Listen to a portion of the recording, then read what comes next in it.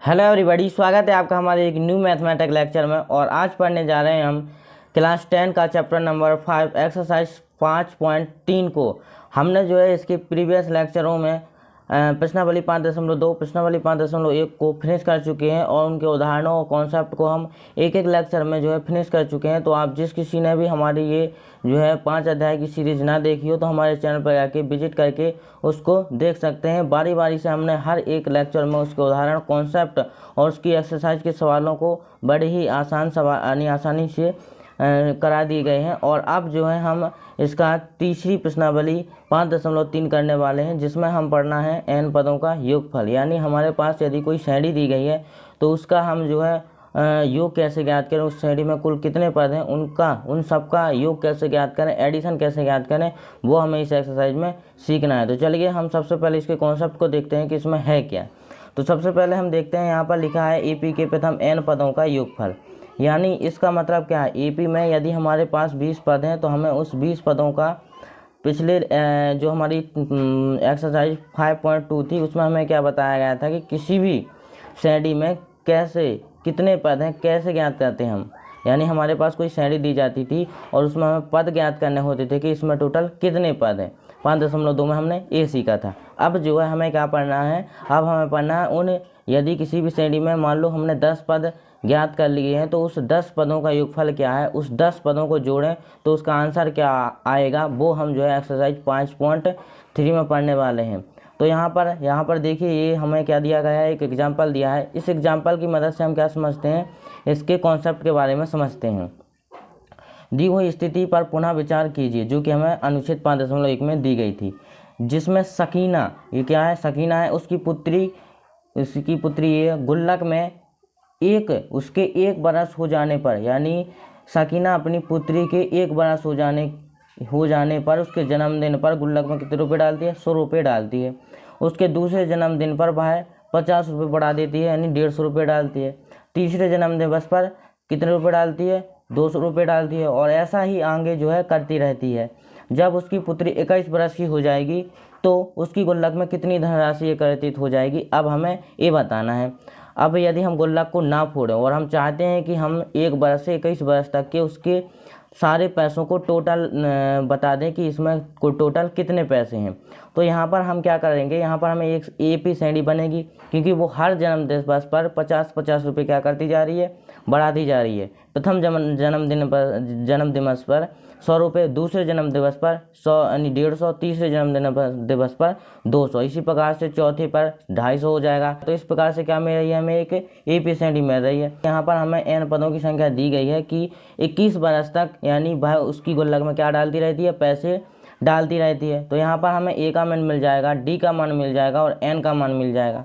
तो हमें यहाँ पर इसमें कितने पैसे इकट्ठे होंगे वो ज्ञात करना है। यानी यहाँ पर हमें n पदों का योग ज्ञात करना है, 21 बरस तक के पैसों का योग ज्ञात करना है। तो ये कैसे ज्ञात करते हैं, ये हम जो है, तो किसी भी श्रेणी में उसके n पदों का योगफल ज्ञात करने के लिए हमें यहाँ पर सूत्र की आवश्यकता होगी। तो हम किसी भी श्रेणी में यदि मान लो कि उस श्रेणी में हमारे पास 10 पद हैं, उस 10 पदों का हमें योगफल ज्ञात करना है, तो हम इस सूत्र की मदद से उसका योगफल ज्ञात कर सकते हैं। n/2 कोष्टक में होगा हमारा 2an-1 इंटू डी। इस सूत्र की मदद से क्या कर सकते हैं, हम किसी भी श्रेणी में उपस्थित n पदों का योगफल ज्ञात कर सकते हैं। या फिर हम इस सूत्र को इस प्रकार से भी लिख सकते हैं, Sn बराबर n/2। और यहाँ पर हमारा क्या है, a, यहाँ पर हम इस a को क्या लिख सकते हैं, 2a को a प्लस का a plus n-1 into D. और अब हम इस सूत्र को इस प्रकार से भी लिख सकते हैं, Sn बराबर n/2, और इसको लिख सकते हैं हम a प्लस, आप इसको क्या लिख सकते हैं, a plus n-1 into D को an। तो इस सूत्र को आप इस प्रकार से भी लिख सकते हैं। और इसी सूत्र को आप क्या लिख सकते हैं, एक और दे सकते हैं नाम, Sn बराबर n/2 a प्लस l, क्योंकि हम कभी कभी इस an को क्या लिख सकते हैं, l लिख सकते हैं, जो कि अंतिम पद होता है, लास्ट टाइम होता है। तो ये इन 3 सूत्र हैं हमारे पास। इन तीनों सूत्रों की मदद से हम क्या कर सकते हैं, किसी भी श्रेणी में उपस्थित n पदों का योगफल ज्ञात कर सकते हैं। इन दोनों सूत्रों का यूज हम जब करते हैं, इन दोनों सूत्रों का यूज हम जब करते हैं जब अंतिम पद दिया गया हो, श्रेणी का कौन सा पद दिया गया हो, अंतिम पद दिया गया हो, तो हम इस दो सूत्रों में से एक सूत्र का यूज कर देते हैं और हमें जो है कम कैलकुलेशन करके सवाल का आंसर मिल जाता है। यदि हम यहाँ पर देखें और इस अनुच्छेद को सॉल्व करें तो यहाँ पर हम ज्ञात कर सकते हैं कि 21 बरस बाद उसकी गुल्लक में कितने रुपए होंगे। यदि हम यहाँ पर देखें तो यहाँ पर हमें ये अनुच्छेद दिया गया है और इसको हम सॉल्व करते हैं तो यहाँ पर ये एक एपी श्रेणी बनाएगा। क्या बनाएगा? एपी श्रेणी, जो कि 100 से इसका प्रथम पद 100 है। इसी प्रकार दूसरा ये 150, तीसरे जन्मदिन पर उसने 200 डाले, तो इसी प्रकार बढ़ती जाएगी जो श्रेणी। और उसने 21 बरस तक उसकी गुल्लक में क्या डाले? पैसे डाले। तो यहाँ पर हम कह सकते हैं कि उसका जो प्रथम पद है वो कितना है हमारा? 100, यानी प्रथम बरस में उसने कितने रुपए डाले? 100 रुपये। दूसरे बरस इसमें अंतर क्या है? यानी उसने उसकी गुल्लक में कितने रुपए बढ़ाती गई? हर बरस 50 रुपये बढ़ाती गई उसकी माँ। तो हम अगले पद में से पीछे वाले पद को घटा देंगे तो हमें जो है अंतर मिल जाएगा कितना? 50। यहाँ पर ए का मान 100 है, डी का मान 50 है और कितने बरस तक उसने पैसे डाले? 21 बरस तक। तो हमें ये ज्ञात करना है कि 21 बरस बाद उसकी गुल्लक में कितने रुपए होंगे। तो यहाँ पर हमें अंतिम पद नहीं दिया गया है, इसलिए हम क्या नहीं लगा पाएंगे? ये दोनों सूत्र यानी इस दो सूत्रों में से एक सूत्र को नहीं लगा पाएंगे। हम यहाँ पर इस सूत्र को यहाँ पर लगाएंगे। तो यहाँ पर हम लगाएंगे चूँकि एस एन बराबर एन बटा 2 2a plus n-1 into D. अब क्या करो, आप यहाँ पर एस एन भी लिख सकते हो। क्या लिख सकते हो? एस एन भी लिख सकते हो, या फिर यहाँ पर एस और जो एन का मान है वो भी लिख सकते हो। यानी एन एस 21 बराबर एन का मान 21 बटा 2 2 इंटू ए का मान हमारे पास 100 प्लस एन का मान हमारे पास 21 माइनस 1 इंटू डी का मान हमारे पास 50। अब हम आगे करते हैं इसको। यहाँ पर एस 21 बराबर 21 बटा 2 और इसको हम क्या करेंगे? गुणा करेंगे तो ये हो जाएगा 200 प्लस 21 में से एक जाएगा तो होगा 20 गुणा 50। आगे करेंगे हम तो यहाँ पर होगा एस 21 बराबर 21 बटा 2 और यहाँ पर हम इनको क्या करेंगे? गुणा कर देंगे और जोड़ देंगे। तो यहाँ पर 200 प्लस यहाँ पर हो जाएगा 5 दूनी 10, यानी यहाँ पर हो जाएगा हमारा 1000। कितना हो जाएगा? 1000। अब हम क्या करेंगे? इसको ऐड करेंगे तो आगे करेंगे तो यहाँ पर हो जाएगा एस 21 बराबर 21 बटा 2 और यहाँ पर आएगा हमारा 200 और 1000, यानी यहाँ पर आ जाएगा हमारा कितना? 1200। और इसको हम बड़ी संख्या को काट देंगे 2 से, तो इससे हम काटेंगे इसे तो कितना आ जाएगा? 600। अब हम 21 का गुणा किससे कर देंगे? 6 से। तो यहाँ पर जो हमें एस एन का मान मिलेगा वो कितना मिलेगा? 6 एकम 6, 6 दूनी 12 और यहाँ पर आ जाएगा हमारा 00, यानी 21 साल में उसकी गुल्लक में कितने रुपए होंगे? 12,600। 12,600 21वें जन्मदिन पर उसकी गुल्लक में कितने रुपए होंगे? 12,600 रुपये उसकी गुल्लक में उपस्थित होंगे। अब आप कह सकते हो कि सर ये तो हम यहाँ पर उसके 21 बरस तक के राशियों को लिख लेंगे कि पहले बरस में 100, दूसरे बरस में 150, तीसरे बरस में 200, चौथे में 250, इसी प्रकार पाँचवें में 300। ये ऐसा करके आप 21 बरस तक क्या लिख लोगे? उसके मूल लिख लोगे कि उसने 21 बरस तक कितने दी होगी और फिर उनको क्या कर दोगे? जोड़ दोगे, तो भी यही आंसर आएगा। लेकिन बच्चों उस मेथड से आप करोगे तो क्या लगेगा? आपको बहुत टाइम लग जाएगा। क्या लग जाएगा? बहुत सारा टाइम लग जाएगा। और यदि आप इस मेथड से करते हो तो क्या हो जाएगा? आपका जो योगफल आएगा वो कैसा निकल आएगा? फर्स्ट से निकल आया है। तो गणित में इस प्रकार की मेथड दी जाती हैं जो कि आपकी बुद्धि को खोलती हैं। तो आई होप कि आपको इस अनुच्छेद से इस एक्सरसाइज का कॉन्सेप्ट पता चला होगा कि इस एक्सरसाइज में हमें किस प्रकार के सवाल करने हैं और हमारी इस एक्सरसाइज हम ये एक्सरसाइज पढ़ क्यों रहे हैं। तो चलिए अब हम इसके उदाहरणों को देखते हैं। तो उदाहरण से पहले बच्चों यहाँ पर एक मोस्ट इम्पोर्टेंट नोटिस देख लेते हैं। यहाँ पर लिखा है किसी एपी का nवां पद उसके प्रथम n पदों का यानी प्रथम n पदों के योग और प्रथम n-1 पदों के योग के अंतर के बराबर होता है। अर्थात जो किसी भी एपी का nवां पद क्या होता है? हमारे पास an होता है, nवां पद उसके प्रथम n पदों का योग, प्रथम n पदों का योग क्या होगा? Sn, और प्रथम n-1 पदों के योग के अंतर के बराबर होता है, कि योग के अंतर के बराबर होता है, यानी Sn-1 जो होगा ये स्टेटमेंट हमारा आगे एक सवाल होगा उसमें अप्लाई होगा। तो ये आपको याद रखना है यहाँ पर कि किसी एपी का nवां पद यानी an उसके प्रथम n पदों के योग यानी Sn और प्रथम n-1 पदों के योग के अंतर के बराबर होता है। n-1 के योग के अंतर के बराबर होता है। अब हम उदाहरणों की तरफ बढ़ते हैं। ये जो था हमारा एक नोटिस था, इम्पोर्टेंट था, जो कि हमें सवालों में अप्लाई करना होगा। अब चलिए इसका उदाहरण नंबर 11 को देखते हैं। उदाहरण नंबर 11 दिया गया है हमें, किसी AP 8,3,-2 के प्रथम 22 पदों का योगफल ज्ञात कीजिए।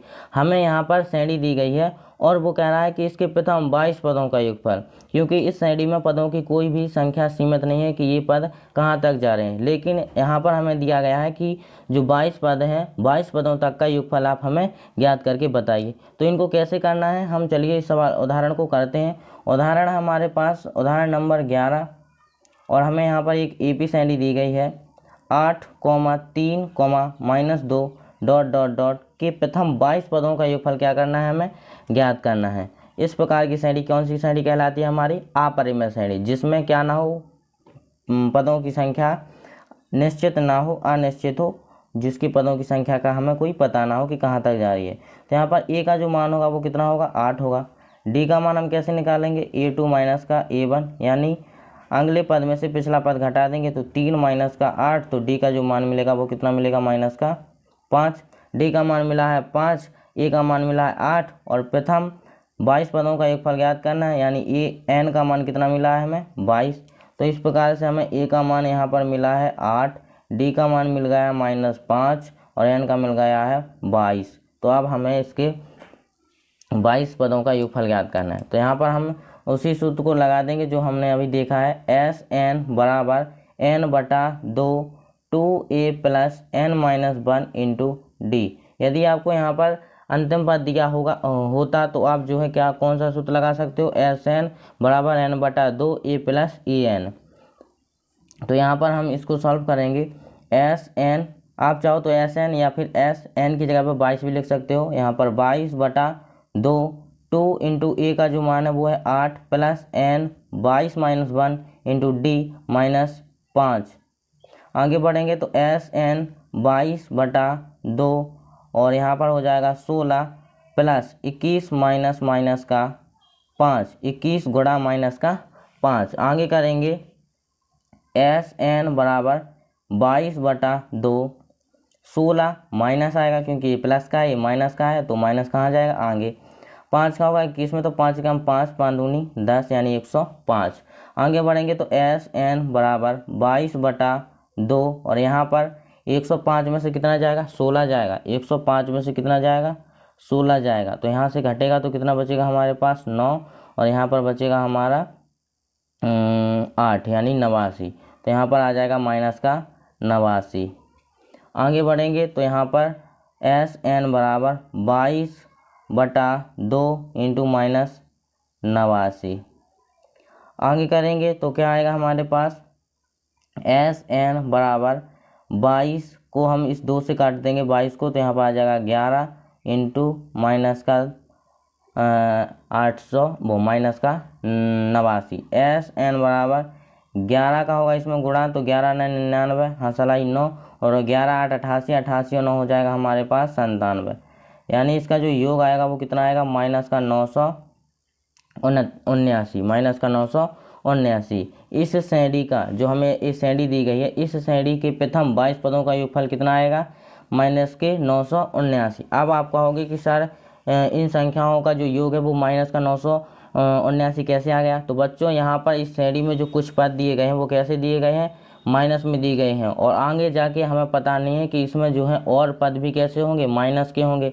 तो आप जानते हैं कि जो माइनस की संख्या होती हैं वो भी जुड़ती हैं, और जो प्लस की संख्याएं होती हैं वो भी जुड़ती हैं। तो इस श्रेणी के प्रथम 22 पदों का योगफल कितना होगा, 979। कितना होगा, 979। तो इस प्रकार से आप ऐसे सवालों को सॉल्व कर सकते हैं। ये था आपका उदाहरण नंबर 11। अगले उदाहरण पर बढ़ते हैं, उदाहरण नंबर 12 पर। 12वां उदाहरण है, यदि किसी AP के प्रथम 14 पदों का योगफल, यदि किसी समांतर श्रेणी के प्रथम 14 पदों का योगफल कितना हो, 1050, तथा इसका प्रथम पद 10 है, तो इसका 20वां पद ज्ञात कीजिए।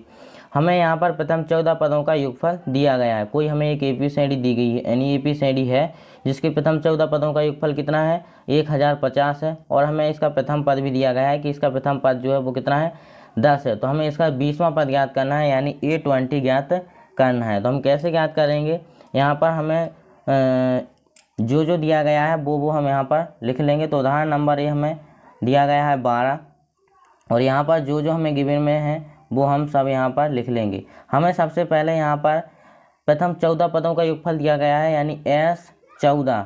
प्रथम 14 पदों का योगफल कितना दिया गया है, 1050। तो यहाँ पर हमें क्या मिल जाएगा, n का मान, यानी श्रेणी में प्रथम 14 पदों का योगफल कितना दिया गया है, 1050। और यहाँ पर a यानी प्रथम पद कितना दिया गया है, 10 दिया गया है। प्रथम पद कितना दिया गया है, 10। तो यहाँ पर हमें कौन सा पद ज्ञात करना है, 20वां पद ज्ञात करना है, यानी A20 हमें क्या करना है, ज्ञात करना है। तो हमें कोई भी पद ज्ञात करने के लिए a और d के मान चाहिए होते हैं। तो यहाँ पर हमें a का मान दिया गया है, लेकिन हमें d का मान नहीं दिया गया है। तो हम क्या करेंगे, इन 3 राशियों की मदद से क्या कर सकते हैं, चौथी राशि का मान ज्ञात कर सकते हैं। आप एक चीज़ नोट में लिख सकते हैं कि यदि हमें किसी भी सूत्र में, जो हमारा योग वाला सूत्र होता है उसमें कितनी राशि होती हैं, 4 राशियां होती हैं। तो आप यहाँ पर लिख सकते हैं कि किसी भी श्रेणी के योग को ज्ञात करने के लिए हमें प्रथम 3 राशियों का मान प्राप्त है, तो हम जो है चौथी राशि का मान प्राप्त कर सकते हैं। तो चलिए हम इस सूत्र को लगाते हैं और देखते हैं इस सवाल का आंसर क्या आता है। तो सबसे पहले हम यहाँ पर सूत्र लगाएंगे, Sn बराबर n/2 और 2a plus n-1 into D. और आपको ये जो सवाल यानी सूत्र है वो रट जाना चाहिए सवाल लगाते लगाते। आपको यहाँ पर इतनी प्रैक्टिस करनी है कि ये जो सूत्र है वो आपको ऑटोमेटिक याद हो जाना चाहिए। तो यहाँ पर S14 यानी n का जो मान है वो कितना है, 14। तो यहाँ पर 14 रखेंगे बटा 2 गुणा a का मान हमारे पास 10 है, प्लस 14 माइनस 1 और d का हमें जो है मान ज्ञात करना है। तो यहाँ पर हम S14 का जो मान है वो कितना है, 1050 यानी 1050। और यहाँ पर 14/2 और यहाँ पर हम 2 से 10 का गुणा करेंगे तो 20 आ जाएगा, प्लस यहाँ पर बचेगा 13 और 13 गुणा होगा d। तो यहाँ पर 1050 बराबर 14/2 और यहाँ पर 20 प्लस 13 d। आगे बढ़ते हैं तो यहाँ पर हमारा क्या हो जाएगा, 1050 बराबर, हम इस 2 से 14 को काट देंगे तो 7 बचेगा। और अब क्या करेंगे हम, 20 प्लस का 13d। आप चाहो तो इस 7 का इसमें गुणा भी कर सकते हो, या फिर इस 7 का क्या कर सकते हो, पक्षांतर भी कर सकते हो। तो जो गुणा की संख्या होगी वो कहाँ जाएगी, भाग में। कहाँ पर जाएगी, भाग में। तो यहाँ पर बचेगा 20 प्लस का 13d। अब आप जो है 1050 यानी 1050 को 7 से काट सकते हो। तो किस प्रकार काटेंगे हम, 15 सत्ता होता है हमारा, 15 सत्ते होता है हमारा 105, यानी यहाँ पर 15 और 0 है, यानी यहाँ पर आ जाएगा हमारा 150 बराबर में 20 प्लस का 13d। अब हम जो है 20 को भी क्या करेंगे, पक्षांतर करेंगे। तो यहाँ पर 150 माइनस 20 बराबर 13d। 150 में से हमारा 20 जाएगा तो 130 बचेगा बराबर में 13d। अब हमारा 130 के बटे में जाएगा 13, तो d बराबर क्या मिल जाएगा हमें, 10। d बराबर क्या मिल गया हमें, 10।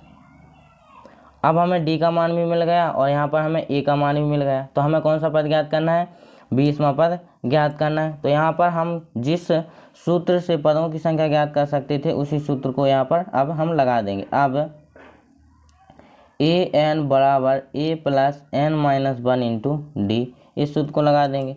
तो an का मान हमारे पास नहीं है, वही हमें ज्ञात करना है। कौन सा पद है यहाँ पर, n की जगह पर 20वां पद। अब हमारे पास n का मान क्या होगा, 20, क्योंकि हमें कौन सा पद ज्ञात करना है, 20वां। तो यहाँ पर a का मान हमारे पास 10 है, प्लस n यानी 20 माइनस 1 इंटू डी का मान भी हमारे पास कितना है, 10। तो A20 बराबर 10 प्लस 20 में से एक जाएगा 19 गुणा 10। तो A20 बराबर 10 प्लस यहाँ पर गुणा होगा तो हो जाएगा 190। तो जो 20वां पद निकलेगा वो कितना निकलेगा, 200। यानी इसका जो 20वां पद निकला है वो निकला है 200। हाँ, और हमें वही ज्ञात करना था। तो ये जो हमारा सवाल नंबर 12 का आंसर है। अब हम इसके उदाहरण नंबर 13 को करते हैं। उदाहरण नंबर है 13 और उदाहरण नंबर 13 में हमें एक एपी श्रेणी दी गई है। 24, 21, 18 में कितने पद लिए जाएं ताकि उनका योग कितना हो जाए, 78। अब हमें जो है सवाल उल्टा दिया गया है और अब वो कह रहा है कि इस श्रेणी के कितने पद लिए जाएं कि उनका योग कितना हो, 78 हो। कितना हो, 78। इस श्रेणी के कितने पद लिए जाएं कि उनका योग कितना हो, 78 हो। सवाल यदि आपको एक बार में समझ में नहीं आ रहा है तो सवाल को आप दोबारा पढ़िए, आपको चीज़ें और अच्छे से क्लियर हो जाएंगी। AP 24,21,18 में कितने पद लिए जाएं ताकि उनका योग कितना हो, 78 हो। यदि हम यहाँ पर तीनों पदों को जोड़ते हैं तो यहाँ पर जो तीनों पद मिलेंगे वो कितने मिलेंगे हमारे पास, 63। लेकिन हमें ऐसे कितने पद लेने चाहिए जिनका योग कितना हो, 78। तो हम यहाँ पर सूत्र की मदद से ये ज्ञात कर पाएंगे कि इसमें कितने पद को लिए जाएं ताकि हमारा योग कितना हो, 78 हो। तो चलिए हम इस उदाहरण को करते हैं बड़ी ही खूबसूरती से। उदाहरण नंबर है हमारे पास 13, उदाहरण है 13 और जो हमें इसमें दिया गया है वो हम लिखेंगे। यहाँ पर हमें एक AP श्रेणी दी गई है 24,21,18 ... इस प्रकार से, और इसमें हमें पदों का योग दिया गया है। क्या दिया गया है, पदों का योग, SN। हमें यहाँ पर पदों का योग दिया गया है, लेकिन ये नहीं दिया गया है कि कितने पदों का योगफल यहाँ पर दिया गया है। और अब हमें यहाँ पर A का मान मिलेगा 24 और D का जो मान मिलेगा वो कितना मिलेगा, 21 माइनस का 24, यानी D का जो मान मिलेगा वो मिलेगा माइनस का 3। तो यहाँ पर हमें N का जो है मान ज्ञात करना है। सिंपल सा सवाल है, तो हम क्या करेंगे, यहाँ पर सूत्र लगा देंगे। कौन सा सूत्र लगाएंगे, नाउ SN बराबर N/2 2A + N - 1 × D। तो यहाँ पर हम क्या करेंगे, SN यानी हमें योग कितना दिया गया है, 78 बराबर N/2 2A का मान 24 + N - 1 × D - 3। आगे करेंगे इस सवाल को, तो 78 बराबर N/2, यहाँ पर गुणा करेंगे तो 24 24 दूनी 48 प्लस, अब यहाँ पर हम प्लस नहीं करेंगे क्योंकि ये जो है माइनस का है और ये किसका है, प्लस का। तो जब हमारा माइनस और प्लस का मल्टीप्लाई होता है तो माइनस जो है यानी प्लस जो है कहाँ जाता है, आगे आ जाता है। तो यहाँ पर n माइनस यानी प्लस का होगा तो -3 का गुणा प्लस n से होगा तो माइनस का क्या आ जाएगा, 3n। अब हमारा यहाँ पर माइनस अंदर यानी ये जो प्लस है वो अंदर जाएगा, तो जब प्लस अंदर जाएगा तो जो माइनस से टकराएगा तो माइनस ही रहेगा। अब इस साइड से माइनस आएगा तो माइनस माइनस क्या हो जाएगा, प्लस का 3। आप चाहो तो एक बार इसे कोष्टक में इनका गुणा कर सकते हो और प्लस बाहर भी रख सकते हो। तो यहाँ पर कितना आ जाएगा, 78 बराबर N/2 और यहाँ पर क्या हो जाएगा, 48 प्लस का है और 3 भी प्लस का है, तो ये प्लस प्लस की संख्या जो होगी जुड़ जाएगी और हो जाएगी 51 माइनस का 3n। अब आप क्या करेंगे, यहाँ पर इस 2 को पक्षांतर कर दीजिए, तो यहाँ पर जो 2 हो जाएंगे वो क्या जाएंगे, 78 के गुणा में चले जाएंगे, क्योंकि ये जो भाग की संख्या वो कहाँ जाएगी, गुणा में। तो n बराबर में आएगा 51 माइनस का 3n। अब जो है इसका हम गुणा कर देंगे इससे, तो यहाँ पर आ जाएगा 8 दूनी 16 हंसला 1 और 7 यानी 2 7 14 1 15 यानी 156 बराबर यहाँ पर इस n का करेंगे गुणा, तो 51 n माइनस 3n²। अब हम क्या करेंगे, इसमें हम इस पूरे इक्वेशन में 3 को कॉमन ले लेंगे या 3 का भाग दे देंगे। तो यहाँ पर कितना बचेगा, 3 5 15 3 दूनी 6 बराबर यहाँ पर कितना हो जाएगा, 17n माइनस यहाँ पर n²। अब आप क्या करेंगे, इस वाले इक्वेशन को इस साइड पक्षांतर कर देंगे, तो n² जो होगा प्लस का होगा माइनस 17n माइनस का हो जाएगा प्लस 52 बराबर में 0। तो ये जो होगा आप क्या बन जाएगा, एक द्विघाती समीकरण। और अब आपको इसे क्या करना पड़ेगा, गुणनखंड विधि से हल करना पड़ेगा। तो आपको ये जो गुणनखंड विधि है वो अच्छे से आनी चाहिए। अब हमें ऐसी 2 संख्या चाहिए जिनका हम गुणा करें तो हमारे पास कितना आए, 52 आए, और उन दोनों को यदि हम जोड़ें तो कितना आए हमारे पास, 17 आए। तो ऐसी कौन सी 2 संख्या हैं जिनका गुणा करें तो 52 आए और उन दोनों को जोड़ें तो हमारे पास 17 आए। तो प्यारे बच्चों, यदि हम यहाँ पर 13 गुणा 4 करें तो यहाँ पर 13 चौको कितना हो जाएगा, 52 हो जाएगा। और यदि हम इन दोनों संख्याओं को ऐड कर देंगे आपस में तो हमारे पास कितना आ जाएगा, 17। तो यहाँ पर हमें ये दोनों कंडीशन फॉलो होती हैं 13 और 4 संख्या से। तो यहाँ पर हम लिख सकते हैं, हम चूँकि n² minus 13n plus 4n plus 52 बराबर 0। अब हम इस माइनस को करेंगे देंगे अंदर, तो n² माइनस का 13n माइनस 4n प्लस 52 बराबर 0। हम इसमें से n को कॉमन लेंगे तो n माइनस 13 और यहाँ से 4 को कॉमन लेंगे तो n। अब जब बाहर माइनस होता है तो अंदर का चिन्ह पलट जाता है, तो प्लस का क्या हो जाएगा, माइनस। और इसमें 52 में 4 का होगा क्या, भाग, तो कितना आ जाएगा 13 बराबर में 0। तो एक जोड़ा बनेगा हमारा n-13 और एक जोड़ा बनेगा n-4 बराबर में 0। अब यहाँ पर हमें n बराबर कितना मिल जाएगा, n बराबर मिलेगा हमें 13 और n बराबर मिलेगा हमें 4। कितना मिलेगा, 4, क्योंकि जो है ये पक्षांतर होते जाएंगे। तो हमें प्रथम 13 यदि हम प्रथम 13 पद लें तो उनका योगफल भी कितना होगा, 13 होगा, वो 78 होगा। और यदि हम प्रथम 4 पद लें तो उनका योग भी कितना होगा, 78 होगा। तो आप कहेंगे सर ऐसे कैसे हो सकता है कि प्रथम 13 पदों का भी योगफल कितना है, 78 है, और प्रथम 4 पदों का भी योगफल जो है कैसा है, 78 है। तो आपको हम एक एग्जाम्पल की मदद से समझाते हैं।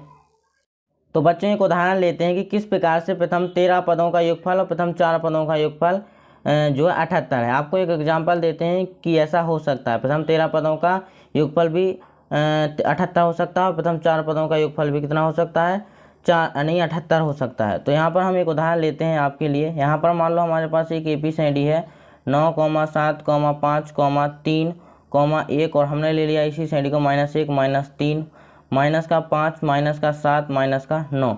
ये हमारे पास एक श्रेणी है। यदि हम इसके प्रथम 3 पदों को जोड़ें, यहाँ पर हमने क्या किया, प्रथम 3 पदों को जोड़ा, तो इस प्रथम 3 पदों का योग कितना आएगा, 9 और 7 कितना आएगा, 16, 16 और 5 कितना आएगा, 21। और यदि हम इसके प्रथम 7 पदों को जोड़ें, इसके प्रथम 7 पदों को जोड़ें तो कितना आएगा हमारे पास, यहाँ पर देखिए 9 और 7 हो जाएगा हमारे पास 16, 5, 21, 21 और 3 कितना हो जाएगा 24, 24 1 25 और 25 यहाँ से हमारा घट जाएगा 1, ये यानी 25 होगा और 25 में से माइनस का 1 और माइनस का 3 यानी माइनस का 4 घट जाएगा तो कितना हो जाएगा 21। यानी प्रथम 7 पदों का योगफल भी हमारे पास 21 है और प्रथम 3 पदों का योगफल भी हमारे पास कितना है, 21 है। इसी प्रकार यहाँ है क्या कि प्रथम 13 पदों का योगफल भी 78 है और प्रथम 4 पदों का योगफल भी कितना है, 78 है। ऐसा क्यों होता है, ऐसा इसलिए होता है क्योंकि हमें यहाँ पर नीचे टिप्पणी भी दी गई है कि ये दोनों उत्तर संभव हैं, क्योंकि 5वें से 13 पदों तक का योग शून्य हो जाएगा। यह इसलिए है कि यहाँ ए धनात्मक है और डी ऋणात्मक है, जिससे कुछ पद धनात्मक और कुछ पद ऋणात्मक हो जाते हैं और आपस में क्या हो जाते हैं, कट जाते हैं। क्योंकि जो हमारे पास डी है वो हमारे पास डी क्या है, हमारे पास जो डी है वो कितना है, -3 है, यानी हमारे पास डी ऋणात्मक दिया गया है। तो यहाँ पर जो कुछ पद होंगे वो कैसे होंगे, धनात्मक होंगे और कुछ पद ऋणात्मक होंगे, जो कि आपस में क्या हो जाएंगे, कट जाएंगे। जैसा कि यहाँ हुआ है, यहाँ पर जो है +3 है, -3 है, ये आपस में कट चुके हैं और यहाँ पर +1 है, -1 है, तो ये भी आपस में कट चुके हैं। तो इस प्रकार से आपस में ये क्या हो जाते हैं, पद कट जाते हैं। इस प्रकार से हमारे ये दोनों मान संभव हो सकते हैं। तो आई होप कि आपको इतना कॉन्सेप्ट समझ में आया होगा। अब हम क्वेश्चन नंबर 14 की तरफ बढ़ते हैं। अब बच्चों में उदाहरण नंबर 14 दिया गया है कि निम्नलिखित का योग ज्ञात कीजिए। पहला है कि प्रथम 1000 धन पूर्णांकों का क्या कीजिए, योग ज्ञात कीजिए। अब आप जानते हैं कि जो पूर्णांक संख्याएं होती हैं उसमें माइनस की भी होती हैं, प्लस की भी होती हैं और जीरो भी होता है। तो वो कहता है कि यानी प्रथम 1000 धनात्मक पूर्णांकों का क्या कीजिए, योग ज्ञात कीजिए। तो हमारे जो 1000 प्रथम धनात्मक पूर्णांक होंगे वो किस प्रकार होंगे। हमारा उदाहरण नंबर 14 और इस 14 का पहला सवाल है कि प्रथम 1000 धन पूर्णांकों का हमें क्या करना है, योग ज्ञात करना है। तो हम क्या करेंगे, यहाँ पर हमारे धनात्मक पूर्णांक कहाँ से शुरू होंगे, +1 से, और यहाँ से +2, +3, +4 dot dot dot dot dot कहाँ तक हमें यहाँ ये ज्ञात करने हैं, 1000 तक। कहाँ तक, प्रथम 1000 धन पूर्णांकों का योग ज्ञात करना है। कहने की बात यह है कि 1 से 1000 तक की संख्याओं को क्या करना है, हमें जोड़ना है, उनका योग ज्ञात करना है। तो यहाँ पर हमारा पहला पद क्या हो जाएगा, 1 हो जाएगा। डी क्या हो जाएगा हमारे पास, 2 - 1 यानी डी हो जाएगा हमारे पास 1। ए का मान 1 है, डी का मान 1 है और जो हमें अंतिम पद दिया गया है वो कितना दिया गया है, 1000, यानी हमें 1000 तक के धन पूर्णांकों का योग ज्ञात करना है। तो हमें यहाँ पर SN का मान ज्ञात करना है। किसका मान ज्ञात करना है, SN का। तो आप यहाँ पर जो है अब इस सूत्र का यूज कर सकते हो। कौन से सूत्र का, SN बराबर N/2 और A + AN। तो उसके लिए सबसे पहले हमें यहाँ पर क्या करना होगा, n पदों की संख्या को ज्ञात करना होगा। अब n पदों की संख्या क्या होगी हमारी, n पदों की भी संख्या कितनी होगी 1000, क्योंकि हमें 1 से और 1000 तक की संख्याओं को ही ज्ञात करना है। हमें ये बताया गया है कि यदि हमें ये बताया जाए कि 1 से और 10 तक की संख्याओं का योग ज्ञात करो, तो उसमें कितनी संख्याएं होंगी 10। तो यहाँ पर भी यही कहा गया है कि 1 से और 1000 तक की संख्याओं का योग ज्ञात करो। यानी यहाँ पर हमारा जो यानी n का मान होगा वो भी कितना होगा 1000, क्योंकि यहाँ पर हमें टोटल कितनी संख्याएं दी गई हैं 1000। तो यहाँ पर हमारा n का मान भी कितना होगा 1000। आप ये सूत्र भी लगा सकते हैं और आप यानी SN बराबर n/2 2a + n - 1 × d भी लगा सकते हैं। यहाँ से आपको जो है थोड़ी कम कैलकुलेशन होगी। तो यहाँ पर s आप n की जगह पे 1000 भी लिख सकते हैं। तो SN बराबर n का मान 1000/2, a का मान हमारे पास 1 है, प्लस SAN का मान कितना है हमारे पास 1000 है। आगे बढ़ेंगे तो SN बराबर, इसको हम कैंसिल करेंगे तो यहाँ पर हो जाएगा हमारा 500। कितना हो जाएगा 500, और यहाँ पर हमारा 1000 और 1 हो जाएगा 1001 1001। अब हम जो है हम इसमें किसका गुणा कर देंगे 500 का। तो सिंपली आप 5 का गुणा करेंगे और 0 को बगल में लिख देंगे। तो यहाँ पर 5 एकम 5 होगा, 5 का 0 में करेंगे तो 0, 5 का 0 में करेंगे तो 0, 5 एकम 5, और ये 2 0 हमारे यहाँ पर बगल में आ जाएंगे। तो इस प्रकार से कह सकते हैं कि प्यारे बच्चों 1 से और 1000 तक की संख्याओं का जो योग होता है वो कितना होता है 5,05,000। तो इस प्रकार से हमारा सवाल नंबर 14 का पहला सवाल होता है। अब हम इसका दूसरा यानी सवाल करेंगे कि प्रथम n धन पूर्णांकों का योग ज्ञात करो। अब हमें यहाँ पर प्रथम n धन पूर्णांकों का क्या करना है, योगफल ज्ञात करना है। तो इसका दूसरा सवाल करते हैं, और अब हमें प्रथम n धन पूर्णांक ज्ञात करने हैं, धन पूर्णांकों का योग ज्ञात करना है। प्रथम n धन पूर्णांकों का योग ज्ञात कीजिए। तो हमारे जो यानी धन पूर्णांक शुरू होंगे वो होंगे 1 से 2 3 4 डॉट डॉट, इसी प्रकार से कहाँ तक जाएंगे n तक, कहाँ तक जाएंगे n तक। अब हमें यहाँ पर संख्या नहीं दी गई है कि 1000 तक ज्ञात कीजिए या 2000 तक ज्ञात कीजिए। वो कह रहा है कि प्रथम n धन पूर्णांकों तक ज्ञात कीजिए संख्याओं का योग। तो यहाँ पर a का मान कितना होगा 1 होगा, d का कितना मान होगा 1 होगा, n का कितना मान होगा n होगा। तो अब हमें इसका क्या करना है SN ज्ञात करना है, इसका SN ढूंढना है हमें। तो SN बराबर क्या होगा n/2, यानी n/2, n का मान n है, और 2 गुणा a का मान होगा 1, प्लस n-1, n का मान n ही है, -1 × d का मान होगा हमारे पास 1। तो SN बराबर n/2, और यहाँ पर 2 का गुणा 1 से होगा तो 2, प्लस 1 का गुणा इस संख्या से होगा तो हमारा क्या हो जाएगा 1 का गुणा n से होगा तो n, और 1 का गुणा -1 से होगा तो -1।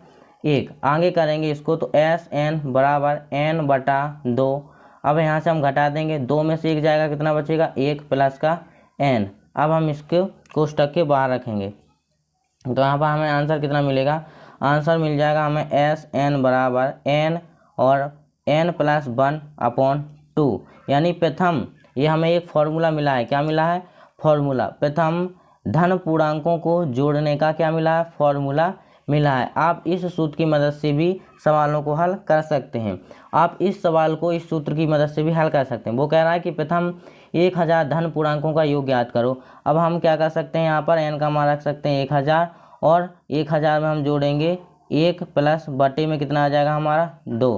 तो यहाँ पर जो निकलेगा वो कितना निकलेगा 1000, कितना निकलेगा 1000 गुणा 1000 1/2, और यहाँ से इसको कैंसिल कर देंगे 500, और 500 का इसमें हम गुणा करेंगे तो फिर से हमारे पास आएगा 5,05,000। तो इस सूत्र की मदद से आपका क्या कर सकते हैं, प्रथम n धन पूर्णांकों का योगफल ज्ञात कर सकते हैं। यदि मैंने कहा कि आप 1 से लेके 20 तक की संख्याओं का क्या कीजिए योग ज्ञात कीजिए, 1 से 20 तक की जो गिनती है उसको यानी उसका आप क्या कीजिए उसका योगफल ज्ञात कीजिए। तो आप क्या लिखेंगे यहाँ पर 20 गुणा 20 में 1 जोड़ देंगे तो 21/2 आ जाएगा, इससे हम कैंसिल कर देंगे तो हमारे पास सिंपल सा आ जाएगा 210। यानी जो 1 से 20 तक की संख्याओं का योगफल होगा वो कितना होगा हमारे पास 210। तो इस प्रकार से हम किसी भी प्रथम n धन पूर्णांकों का योग इस सूत्र की मदद से क्या कर सकते हैं ज्ञात कर सकते हैं। तो ये जो है हमें एक सूत्र प्राप्त हुआ है, आप इसे नोट कर सकते हैं। और ये जो था आपका उदाहरण नंबर 14 फिनिश होता है। अब उदाहरण नंबर 15 की तरफ बढ़ते हैं। उदाहरण नंबर 15 है, संख्याओं की उस सूची के प्रथम 24 पदों का योगफल ज्ञात कीजिए जिसका nवां पद an बराबर 3 + 2n से दिया जाता है। संख्याओं के उस सूची के प्रथम 24 पदों का योगफल ज्ञात करना है हमें। किसी एपी के हमें प्रथम 24 पदों का योगफल ज्ञात करना है यदि हमें उसका nवां पद an बराबर 3 प्लस 2n से दिया जाता है।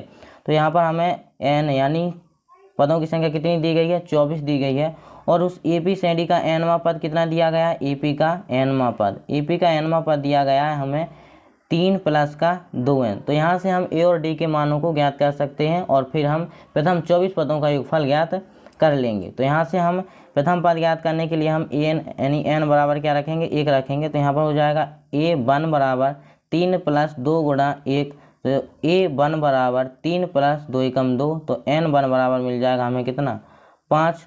अब हम क्या करेंगे, n बराबर रख देंगे हम कितना, 2। तो यहाँ पर मिल जाएगा हमें a2 बराबर 3 प्लस 2 गुणा 2, तो यहाँ पर a2 बराबर 3 प्लस यहाँ पर हो जाएगा 4, तो a2 बराबर हो जाएगा हमारे पास कितना, 7। अब हम जो है d का मान ज्ञात कर सकते हैं।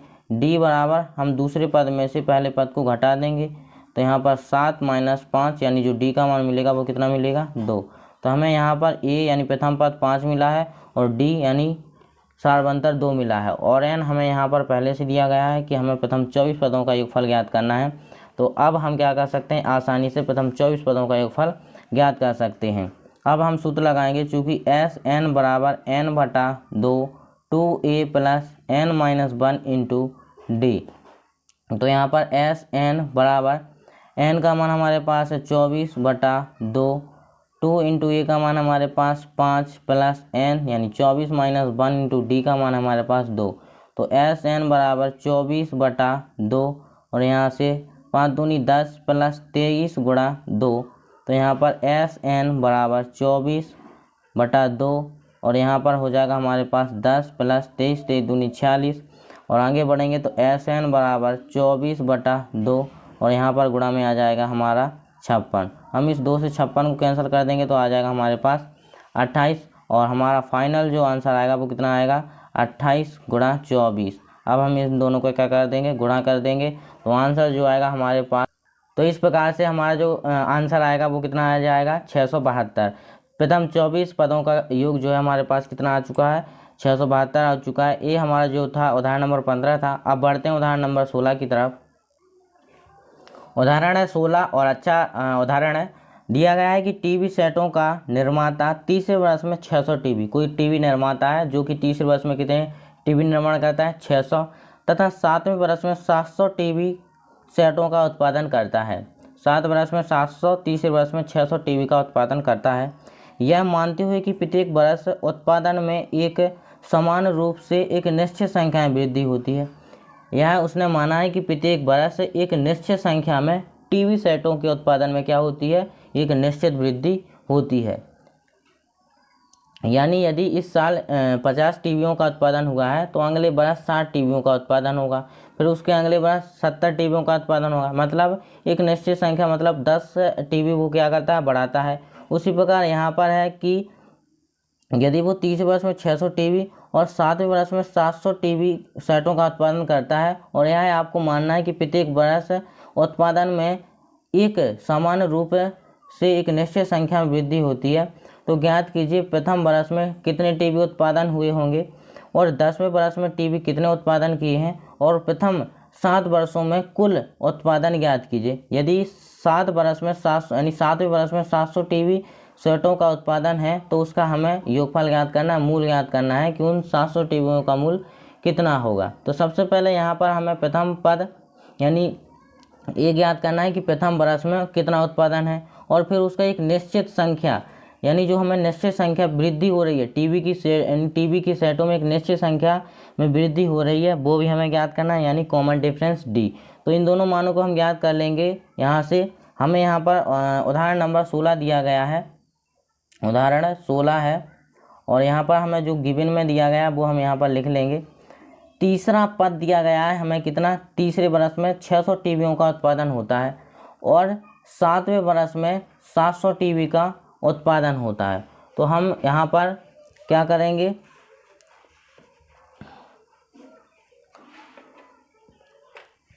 इसको क्या लिख सकते हैं, a प्लस का 2d बराबर में 600 समीकरण नंबर 1, और इसको क्या लिख सकते हैं, a प्लस का 6d बराबर में 700 समीकरण नंबर 2। अब हम इसे विलोपन विधि से क्या करेंगे, हल करेंगे, और आप इसके आगे की प्रोसेस जानते हैं। तो क्या करेंगे, समीकरण 1 माइनस समीकरण 2 से, तो यहाँ पर हम a प्लस 2d बराबर 600 और प्लस a प्लस 6d बराबर 700, इसको घटाएंगे तो इनके जो चिन्ह होंगे वो पलट जाएंगे। यहाँ से माइनस है प्लस है तो ये जो होगा कैंसल आउट हो जाएगा, और यहाँ से जो है माइनस का 6d प्लस का 2d, तो यहाँ पर बचेगा माइनस का 4d बराबर हमारा प्लस का 600 है और माइनस का 700, तो यहाँ पर बचेगा माइनस का 1 यानी 100, माइनस से माइनस कैंसिल हो जाएगा तो d बराबर मिलेगा हमें 100/4। तो यहाँ पर आंसर में आएगा हमारा 25। कितना आ जाएगा, 25। यानी एक निश्चित संख्या में वृद्धि हो रही है। हर बरस 25 टीवी सेटों को अधिक उत्पादित किया जा रहा है, मतलब 25 टीवी हर बरस अधिक बनाई जाती हैं। अब हम इस डी का मान रख देंगे किसी भी एक समीकरण में, मान समीकरण 1 में रखने पर तो यहाँ पर हम क्या करेंगे, समीकरण नंबर 1 लिखेंगे a प्लस 2d बराबर में 600, और हम अब इसमें d का मान रख देंगे। तो a प्लस 2 इंटू डी का मान होगा हमारे पास 25 बराबर में 600। तो a प्लस 25, 25 दूनी 50 बराबर में होगा हमारा 600, तो a बराबर मिल जाएगा हमें 600 माइनस 50, तो a का मान मिलेगा 550।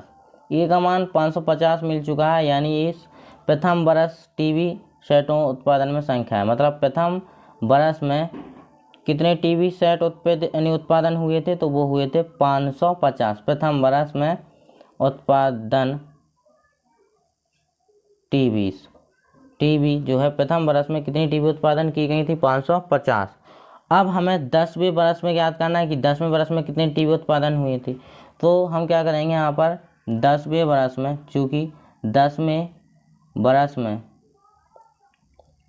कुल टीवी उत्पादन, यानी 10वें बरस में टीवी उत्पादन यदि हम कुल लगा देंगे तो उसका मतलब है कि उसका हम अब उसका मूल यानी योगफल ज्ञात करेंगे। तो यहाँ पर हम क्या लिख सकते हैं, a प्लस a10 बराबर a प्लस 9d।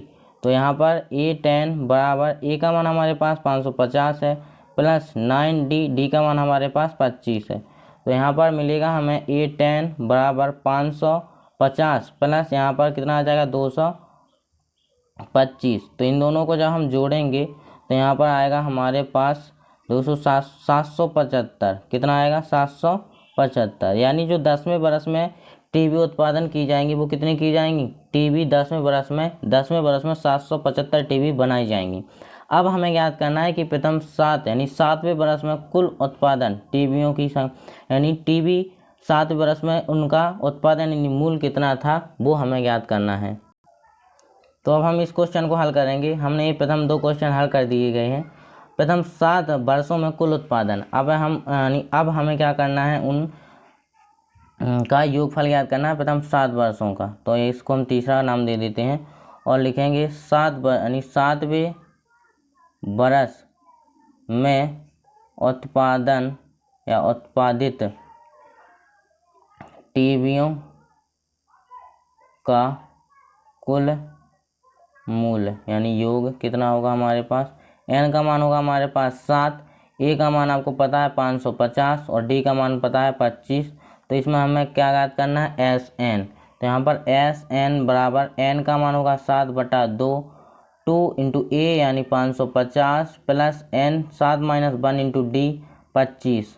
तो यहाँ पर होगा Sn बराबर 700 यानी 7/2, और यहाँ पर हो जाएगा हमारे पास 1100 प्लस 6 यानी 7 में से 1 जाएगा 6 और 6 गुणा होगा 25। तो यहाँ पर आ जाएगा हमारा Sn बराबर 7/2 और 1100 प्लस यहाँ पर हो जाएगा 25 छक्का 150, और यहाँ पर Sn बराबर 7/2। इन दोनों को जोड़ेंगे तो हमारे पास आ जाएगा 1250। तो आंसर आएगा हमारे पास 7/2 मल्टीप्लाई बाय 1250। इसको हम कैंसिल करेंगे तो 625 में हम कर देंगे 7 का गुणा, तो 6 पाना 35, 35 की 5 हंसलाई 3 और 7 दूनी 14, 14 और 3 हो जाएगा 17, 17 की 7 हंसलाई 1 और 7 छंग 42 43। यानी उसका जो Sn का मूल होगा वो कितना आ जाएगा हमारे पास 4375, यानी जो 7वें वर्ष में टीवियों का उत्पादन होगा वो कितना होगा, कुल उत्पादन 4375 की टीवी होंगी। तो इस प्रकार से हमारा जो उदाहरण नंबर 16 था वो फिनिश होता है। तो आज के लेक्चर में हमने आपको सभी उदाहरण और इसका जो कॉन्सेप्ट है वो बता दिया गया है। तो आज के लेक्चर में बस इतना ही, मिलते हैं इसके प्रश्नावली वाले लेक्चर में। तब तक के लिए जय हिंद, जय भारत।